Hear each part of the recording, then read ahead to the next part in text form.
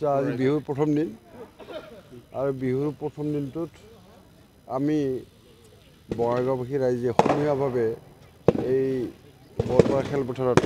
আমি প্ৰতি বছৰে এনেধৰণে আমি মেজি জ্বলাওঁ আজিও আমি তেনেধৰণেই মেজি